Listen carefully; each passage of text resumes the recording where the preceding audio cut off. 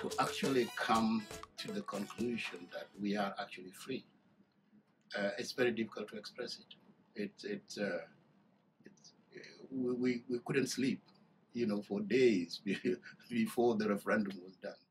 After observing the 2010 Sudan general election and the referendum, we realized that there's so much that need to be done, and based on comments that came back from our volunteers, it was evident that we needed to do more. And the inspiration for them is that for the first time, some of them participate in national events, and they realize that they are not just to sit, but they have a role to play.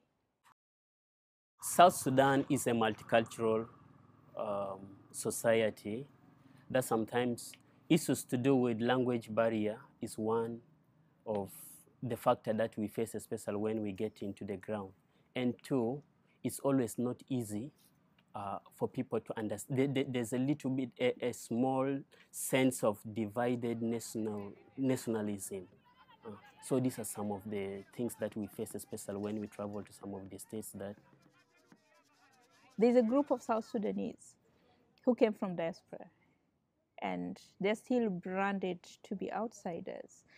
And it's still seen that they went out, they had all the fun, and right now they have come. They seem to be more qualified, and they're taking everything.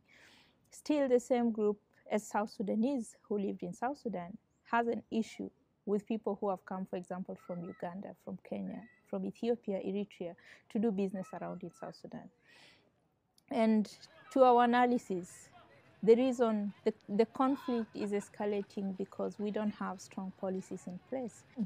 They need each other. South Sudanese for sure don't have that much knowledge on doing other things. They for sure need citizens from other countries. We are trying to develop the recommendation according to sectors. What is coming out clear is that this is an issue that needs to be addressed from a perspective where everybody is a stakeholder. We are not about to point fingers, but together, how do we find a solution? We've seen our partners use various platforms ranging from the arts to constitutional review in order to foster social and political inclusion. We realize building a nation is no easy task. It takes time and effort to articulate a set of national values. And all this is done in the name of creating systems and institutions that work for that context, that work with the customs, the norms, and the aspirations of the people of South Sudan.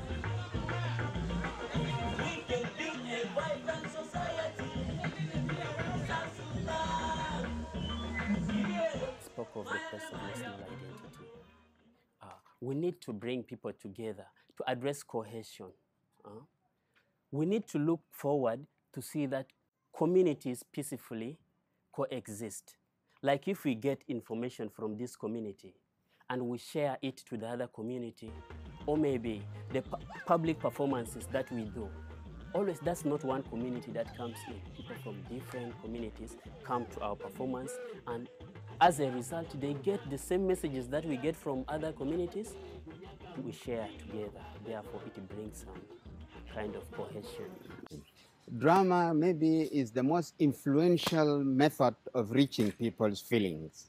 I think you are aware there is something these days called development theater or popular theater. Theater playfully reaches people's feelings.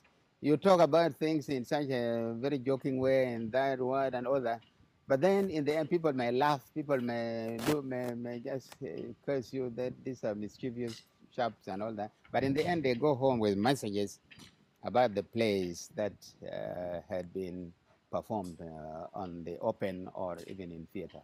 Being a new nation, of course, has a lot of challenges. But one of the things that we know that there are also other countries that have just emerged as South Sudan, and that is East Timor and Macedonia and Slovenia. And we had this opportunity that for East partners, in collaboration with the Open Society, they were able to organize a meeting in Nairobi. And one of the things that we've agreed and is going to happen soon is a visit to East Timor so that we can go and learn how they included the people in the constitutional making process. There is a temporary constitution that is under review, and citizens are resettling into our newly founded nation. We work in a context that is post-conflict with low literacy rates and little infrastructure. Connecting with the people here is harder than in most places, yet we strive to do this by working creatively. Like all people, we connect with song, we connect with dance, and with drama. These are all avenues through which we incorporate important messages on governance, rule of law, and social inclusion in South Sudan. There has been a conflict in which somebody's life has been lost, got to perform gurtong. It will mean that the leaders, the families of the two in dispute will come together. They will hold the shaft of the spear, and they will grind it against a stone in the two people until it's blunt. Now, when the spear is blunt, it cannot kill anymore. So the ritual called gurtong has been performed, and that would be the end of the dispute between those people. So gurtong means peace. I'm proud, first of all, to be a South Sudanese. It means a lot to me. Though a lot of things that needs to be addressed in the community, I believe I'm part of the citizen, and it's also my responsibility as a citizen of this nation to add my contribution towards the transformation of this society.